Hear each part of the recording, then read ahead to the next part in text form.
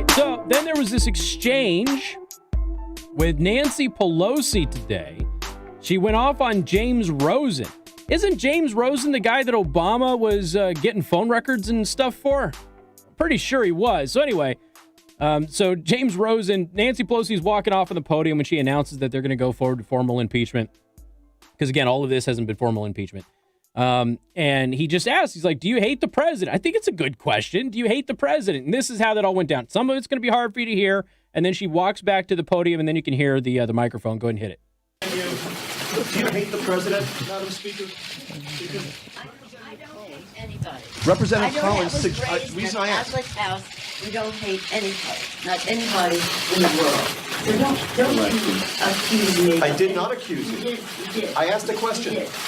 Representative Collins yesterday suggested that the Democrats are doing this simply because they don't like the I guy. have nothing to do with it. Let me just say that. I think it's an important I point. think the president is a coward when it comes to helping our kids who are afraid of gun violence. I think he is cruel when he doesn't deal with helping our dreamers, of which we're very proud. I think he's in denial about the climate crisis. However, that's about the election.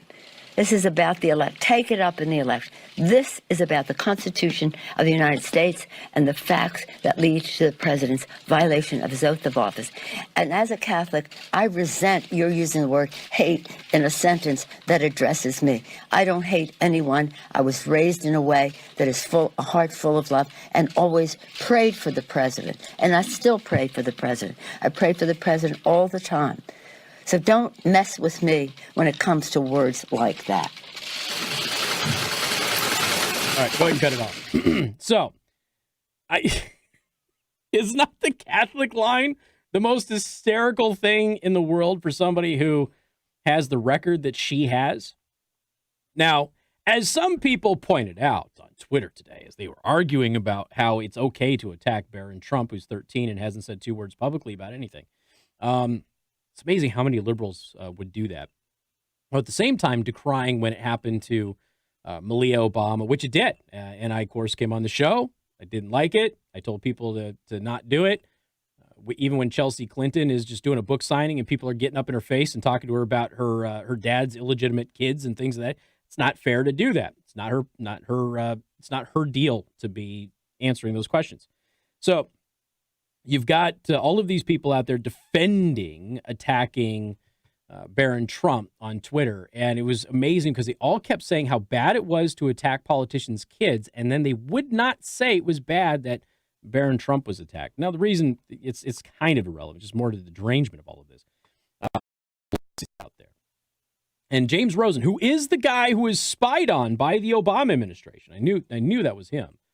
So this is a guy who has legitimate complaints about government abuse of power. And Nancy Pelosi, who has insulted him in the past, called him names, he asked the question, do you hate the president? It's a fair question. I don't hate anybody. And then she goes, as a Catholic, I am deeply offended. What?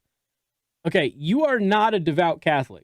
You might be Catholic, but you're not a devout Catholic. You can't be a devout Catholic and reject a large portion of Catholic doctrine, right? Now, I'm not a Catholic, but I would just assume that Catholicism has that basic tenet. If you reject a large chunk of our doctrine, you're probably not a devout Catholic, right?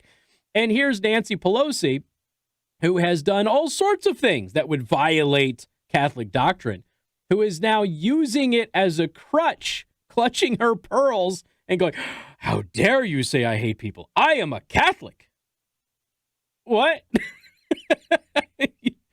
Miss on-demand abortion? Okay, if you say so. But I had some people online, the same deranged people are talking about it being fair to attack Barron Trump.